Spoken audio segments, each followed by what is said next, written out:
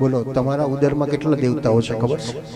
કેટલા જમસો છે કોણ તો ખબર પડશે. દેવતા નથી ઓળખી શકા પણ જમ્સ છે. આપણી અંદર લાખોની સંખ્યામાં જમસો છે. તમે ખાધું ને ખાધા પછી તમને આળસ કેમ આવે, બેચેની કેમ આવે, સુસ્તી નથી આવતી, ઊંઘવાની આરામ કરવાનું મન થાય છે? કારણ આ અંદર રહેલા બધા વર્કરો એ ફરી પાછા કામ કરવા લાગી ગયા, રસોઈ બનાવવા લાગી ગયા. તમે ખાધું પણ એમાં એને એસિડ ઓછું લાગ્યું તો અંદર એસિડ નાખ્યું, એને ઓઇલ ઓછું લાગ્યું તો પછી ઓઇલ લઈ આવે નાખે અંદર, ફરી રસોઈ બનાવે અને બનાવીને ફરી પાછું વિભાજન કરે છે. તો કોણ આ બધું કામ કરે છે? તો આપણી અંદર રહેલો છે તે. એટલે આપણે એને જમાડીએ છીએ, આપણે નથી જમતા. અહીં ભગવાને બતાવ્યું કે મારા ઉદરમાં રહેલા દેવતાઓને વ્રજભૂમિના દર્શન કરાવી દો, તેથી ભગવાને માટી ખાધી. એક ભક્તે કીધું ના ના, ભગવાને વિચાર્યું પૃથ્વી તો મારી જન્મ જન્મની પ્રિયા છે, મારી પ્રિયતમ છે, એને ચુંબન કરી લઉં. તેથી ભગવાને મુખમાં મૂકી. આ ખાધીના કારણો પણ ભગવાન તો કહે છે મેં નથી ખાધી. પાપ ધોવાનો સાબુ કયો? પૂજ્ય મોલમાં જઈને કાલે ભાઈ બધો સાબુ છે તો પાપ ધોવાનો સાબુ બતાવો. તો રજનીભાઈના મોલમાં ફરી પાછું આ એક નવી પ્રોડક્ટ ચાલુ કરી છે. પાપ ધોવાનો સાબુ દાન છે. અને તેથી ભગવાને વિચાર્યું કે હું થોડું દાન કરું તો, પણ હજુ બોલતા નથી, આવડતો રૂપિયો છે નહીં, પણ જેના માટે મારે કરવું છે એવી ચપટી ભૂમિનું દાન કરું તો. પણ કયા બ્રાહ્મણને બોલાવજો? પાછા હજુ બોલતા આવડવું જોઈએ ને. તો વેદોએ કીધું બ્રાહ્મણોસ્ય મુખમાં આશિત. અરે ભગવાન તમારા મુખમાં જ બ્રાહ્મણો છે, એટલે ભગવાને પોતાની ચપટી ભૂમિ લઈ મુખમાં મૂકી. વેદોમાં જે વર્ણન બતાવ્યું એ ચતુર્વર્ણમ મયા સૃષ્ટમ, માણસેનું વિભાજન કર્યું, પરમાત્માએ વિભાજન નથી કર્યું. આ બ્રાહ્મણ, ક્ષત્રિય, વૈશ્ય અને ક્ષુદ્ર એ તો માણસે પોતાની બુદ્ધિ પ્રમાણે વિભાજન કર્યું. પણ એ ચારેને એક કરી દો તો વિરાટ પુરુષ થઈ જાય. અને એ વિરાટ પુરુષ તમારી અંદર રહેલો છે.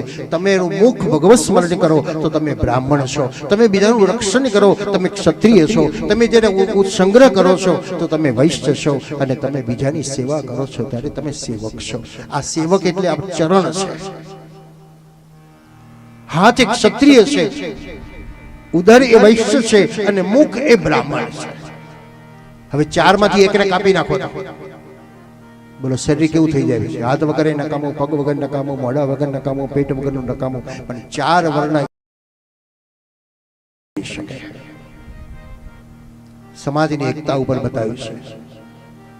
સમાજને છિદ્રભિન્ન કરવો એ તો પોલિટિશિયનનું કામ છે, પણ ધર્મનું કામ એક છે કે સમાજ રાષ્ટ્ર એક બનાવવો જોઈએ. સુખદેવજી વર્ણન કરી પરીક્ષિત ભગવાને માટી મુખમાં મૂકી.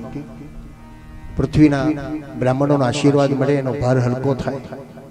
તેથી ભગવાને ચપટી ભૂમિનું દાન કર્યું. યશોદા કીધું લાલા મોડું ખોલતો. અહીં યશોદાને વૈષ્ણવી દર્શન થયા.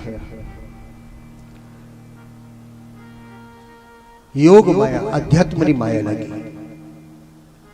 લાલાના મોઢામાં લાલો દેખાયો એટલે આશ્ચર્ય લાગ્યું. એટલે વાંખો ચોરવા લાગી. અરે એક જ લાલો છે ને બે કેમ દેખાય? બે કેમ દેખાય? કઈ સમજણ ન પડી. એટલે નંદ બાવાને જે કહ્યું બાવા આજે મને લાલો બબ્બે દેખાયા.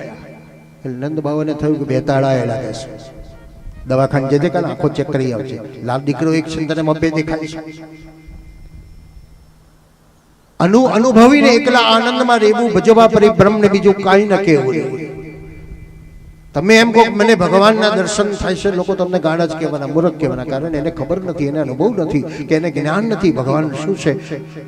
પણ તમે બોલબોલ કરો તો તમને મૂર્ખ કે, પણ એને અનુભવ થશે તો એ ગાવા લાગશે મને લા લાગ્યા દર્શન. પણ ખોટો વાવર નહીં પાછો. આજકાલ તો ખોટો વાવર બહુ ચાલે છે.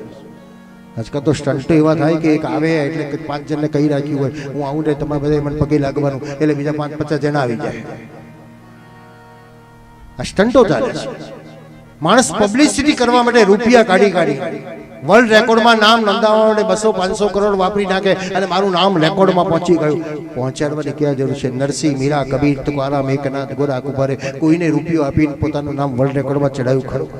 અને છતાંય હજારો વર્ષ પછી પણ દુનિયાને યાદ કરે છે.